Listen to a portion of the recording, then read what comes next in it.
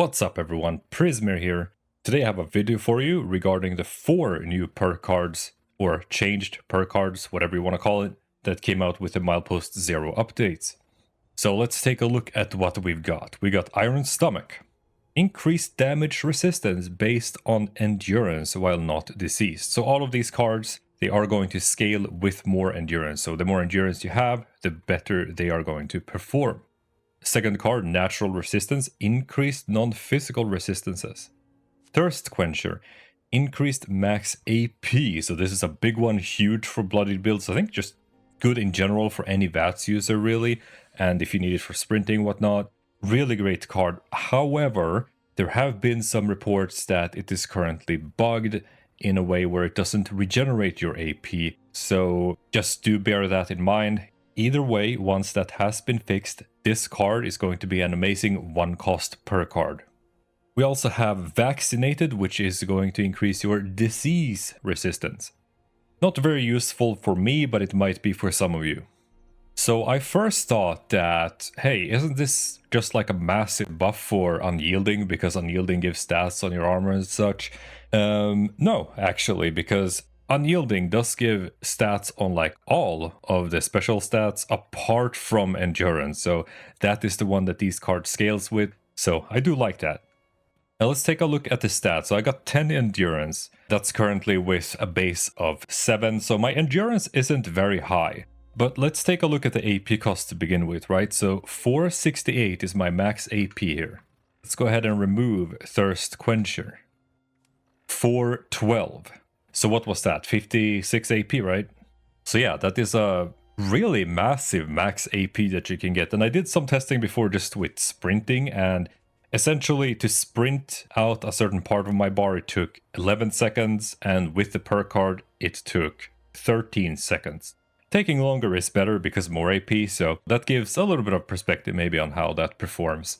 But let's take a look at the other effects that we have. So Iron Stomach, as we can see, it gives 48 damage resist, and that is just from 10 endurance. So I would rate that a quite significant damage resist boost, but also something to keep in mind here is damage resistance and energy resistance. You have diminishing returns depending on how much of it that you have. So for me, it's not really gonna do that much. I don't even know if it's worth for me to use this card actually because of that, but hey, it's just 1 point, so it doesn't really matter. I'm gonna do some more testing later, but it's something to keep in mind. If you do have high resistances like me, the card might not do that much. But if you are on the lower end of the resist, then it's going to actually be quite significant for you. So then we have Natural Resistance. So you get Poison Resist, Cryo Resist, Fire, and Energy Resist as well.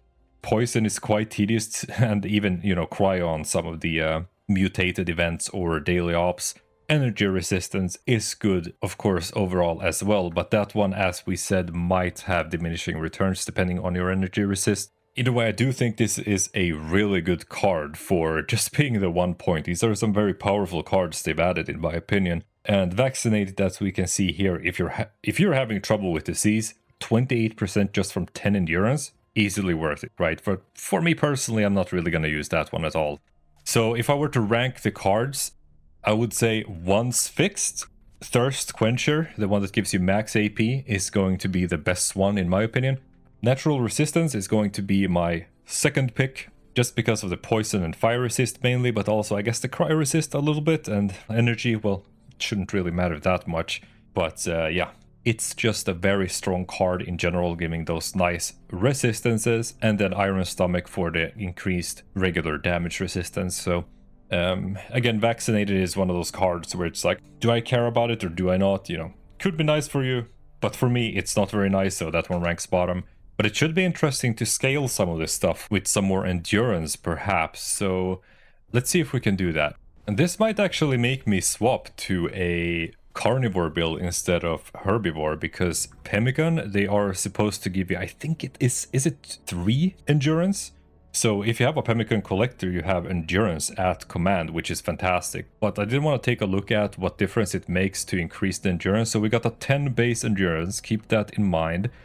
We've got 48, 27, and then we got 56 from this up to 468, right? So I'm just gonna take a quick, buff tats here. That gives me 3 endurance and see what that does.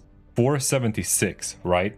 Already quite a significant one just for an additional 3 endurance. That's pretty good. In terms of Iron Stomach, we got 53 damage resist.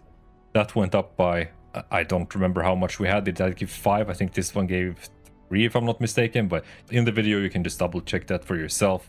A very small endurance boost gives a lot of additional boosts, honestly, just to these cards, especially the AP one is pretty big. So yeah, Pemmican Collector, you know, whatever other type of endurance boost that you have, make sure you use that. That's really what was on my mind and what I wanted to share with you today. So thanks for watching, and as per usual, if you liked the video, make sure you leave a like and comment something, and subscribe if you want to see more. Until next time.